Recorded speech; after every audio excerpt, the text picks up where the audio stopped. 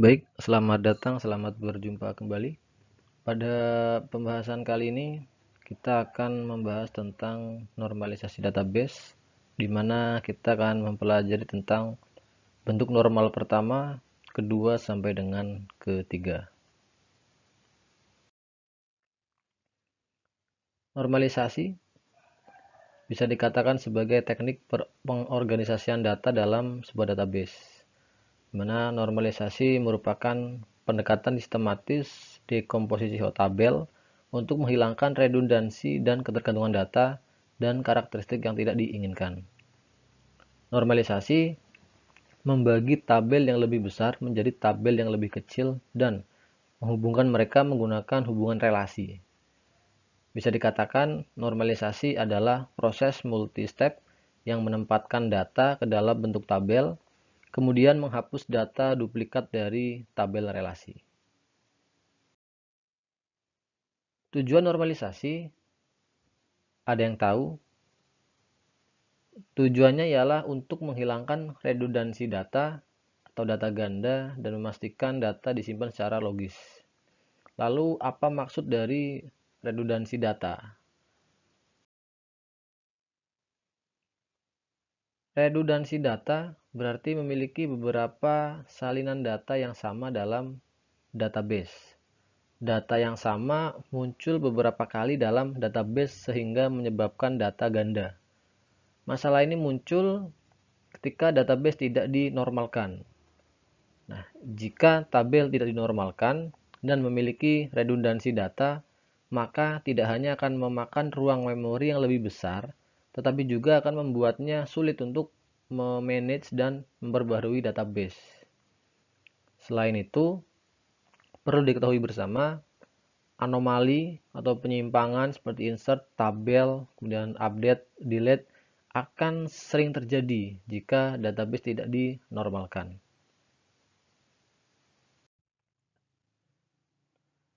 Baik, untuk memahami anomali tersebut, mari kita lihat dalam contoh tabel siswa berikut ini. Dalam tabel tersebut terdapat 4 data mahasiswa Computer Science. Seperti yang dapat kita lihat, kolom branch, kemudian head of department, office tel, nilainya berulang untuk setiap mahasiswa dalam satu branch yang sama. Inilah yang dinamakan redundansi data. Anomali pertama yang kita bahas adalah anomali penyisipan, di mana misalkan untuk berdasarkan tabel yang kita miliki, untuk penerimaan mahasiswa baru sebelum mahasiswa menentukan jurusan, maka data mahasiswa tidak dapat dimasukkan. Atau jika dimasukkan pun, kita harus mengatur data jurusan menjadi 0 nilainya. Nah, di sini misalkan kita harus memasukkan data sejumlah 100 siswa dari jurusan yang sama, Computer Science. Maka kita harus menuliskan data jurusan secara berulang untuk 100 siswa tersebut. Skenario inilah yang kemudian dikenal sebagai anomali penyisipan. Anomali yang kedua tentang perubahan. Nah, di sini ada bayangan bagaimana jika Mr. X keluar dari perguruan tinggi, itu apa yang akan terjadi? Atau Mr. X ini tidak lagi menjadi head of department dari ilmu komputer. Nah, dalam hal ini semua record siswa harus diperbaharui. Dan jika ada data yang terlewat, maka akan menyebabkan inkonsistensi data. Nah, skenario inilah kemudian dinamakan anomali perubahan, anomali updation. Yang ketiga adalah anomali tentang penghapusan, di mana dalam tabel siswa terdapat dua informasi yang disimpan secara bersamaan, yaitu informasi mahasiswa dan juga tentang branch atau jurusan. Nah, oleh karena itu, jika record siswa ini dihapus pada akhir tahun, maka informasi tentang jurusan pun akan ikut terhapus, akan ikut hilang. Di mana hal tersebut tidak seharusnya terjadi.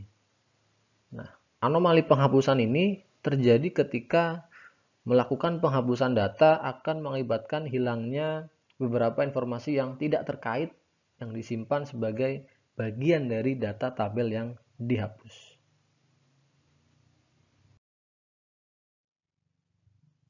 Sehingga bisa dikatakan dalam konteks ini, normalisasi adalah metode untuk menghapus anomali-anomali tersebut dan menjadikan database dalam keadaan yang konsisten. Berbicara mengenai normalisasi, di sini terbagi menjadi beberapa bentuk, seperti salah satunya ada bentuk normal pertama, bentuk normal kedua, bentuk normal ketiga, dan juga ada Boole encode normal form. Dan masih ada beberapa bentuk normal yang lainnya. Nah, selama pembelajaran normalisasi ke depan, kita akan menggunakan case study tentang rental movie, di mana tanpa normalisasi semua informasi disimpan di dalam satu tabel yang seperti kita lihat pada saat ini.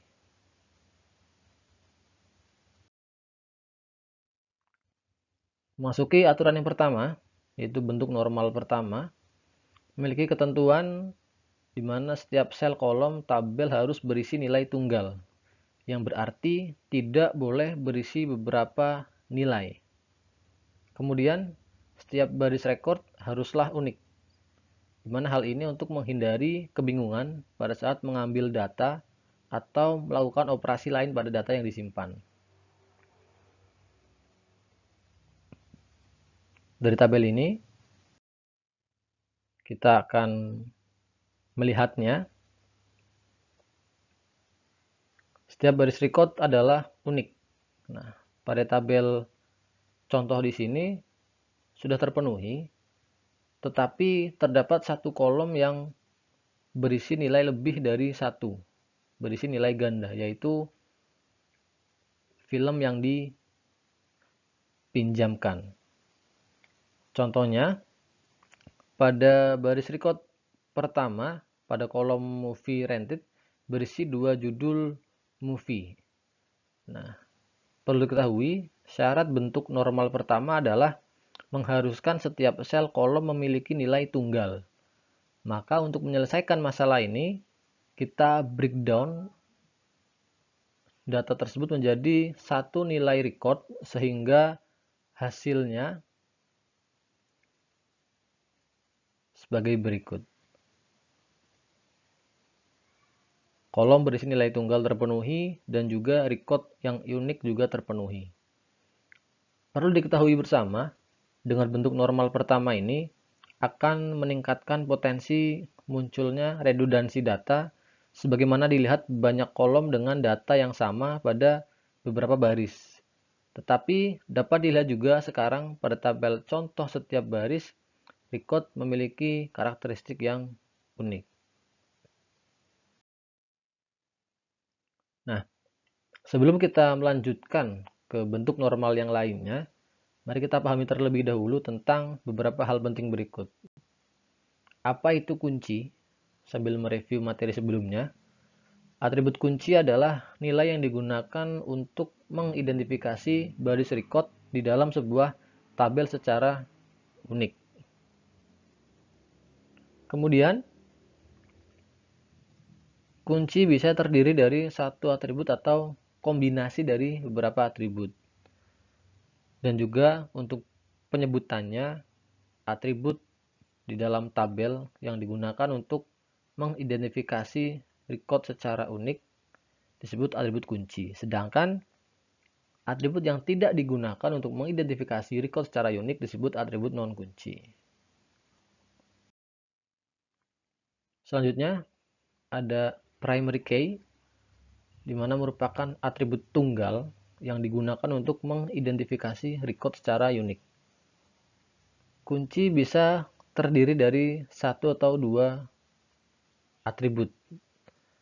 Nah, adapun ketentuan dari kunci primer adalah sebagai berikut, di mana tidak boleh bernilai 0, primary key harus unik, kemudian primary key harus diberikan ketika data baru diinputkan.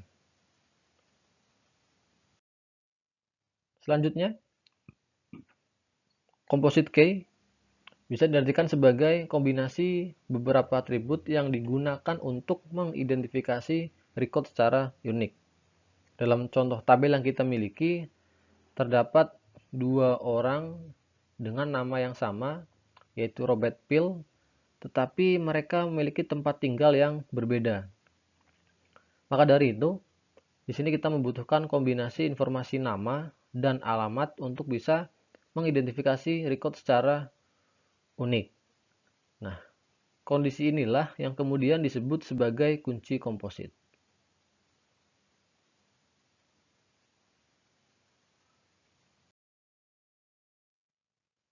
Selanjutnya, kita kembali ke bentuk normal yang kedua, di mana beberapa hal yang harus dipenuhi adalah tabel harus sudah berada dalam bentuk normal yang pertama.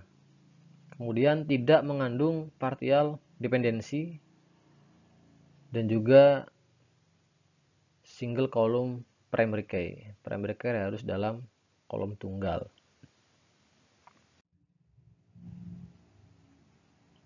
Nah, berikut ini adalah tabel yang sudah berada pada bentuk normal pertama.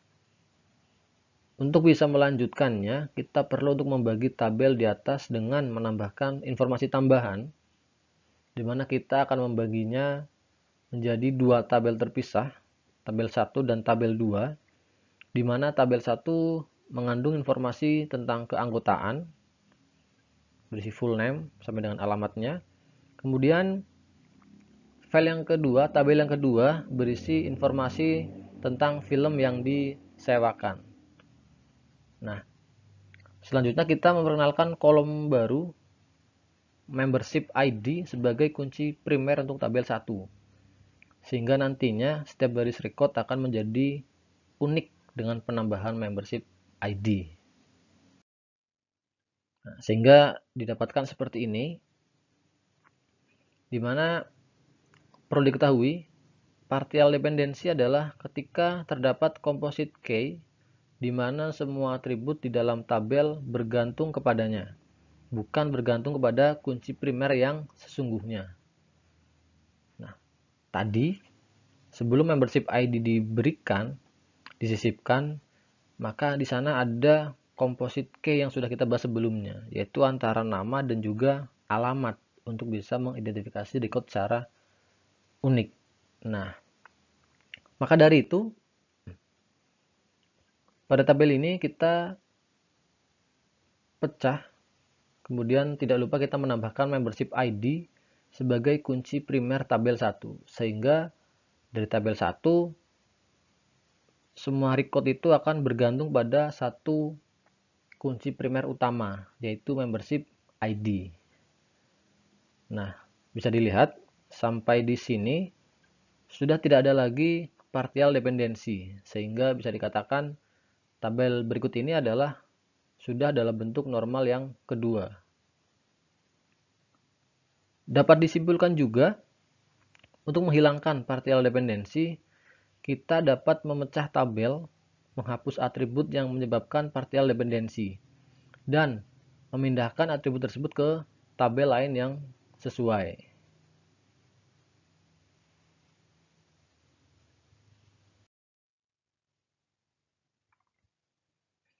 Kemudian, sebelum kita lanjut ke bentuk normal yang ketiga, pada tabel 2 tadi, membership ID adalah sebagai kunci tamu, di mana kunci tamu ini digunakan untuk merepresentasikan kunci primer dari tabel 1. Ada karakteristik lagi, di mana kunci tamu ini bisa memiliki nama yang berbeda dari primary key. Kemudian, foreign key ini akan memastikan baris dalam satu tabel memiliki baris yang sesuai di tabel yang lain. Ini adalah ilustrasi dari penggunaan primary key dan foreign key.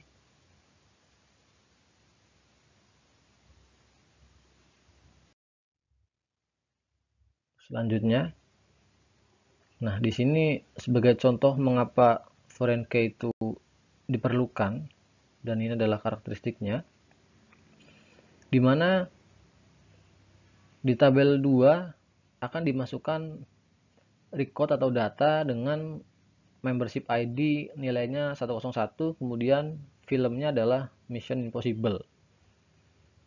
Tetapi perlu diingat, pada tabel 1 tadi tidak terdapat membership ID 101.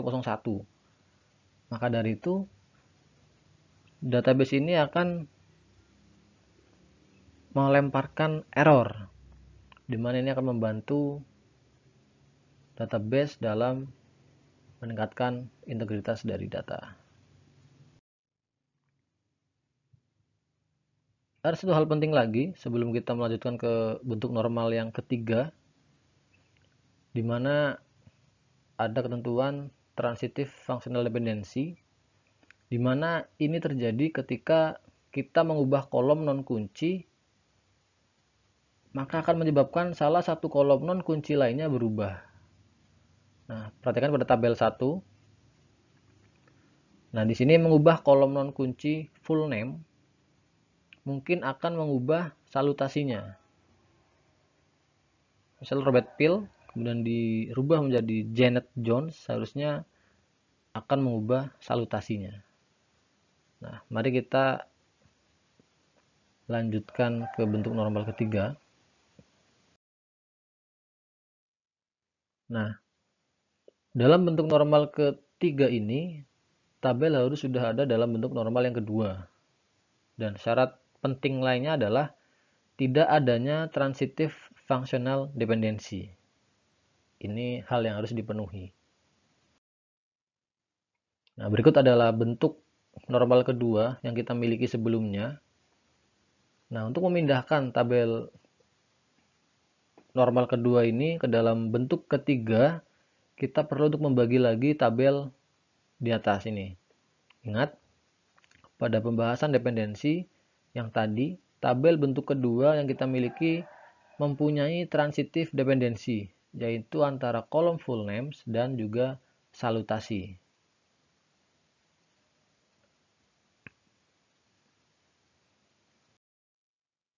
Nah, di sini kita pecah tabel semula dan membuat tabel baru untuk menyimpan data dari salutasi. Perhatikan tabel ketiga. Kemudian bisa dilihat juga, sekarang ini sudah tidak ada lagi transitive dependency. Maka bisa dikatakan sekarang tabel-tabel di atas sudah berada ke dalam bentuk normal yang ketiga.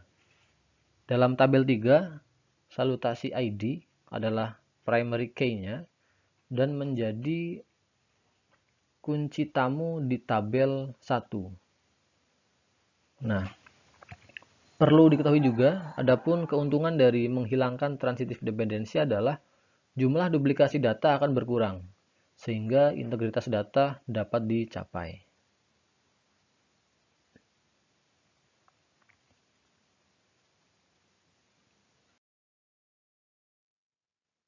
Sampai di sini, saya harap semuanya mengerti. Sampai bertemu di video berikutnya. Salam.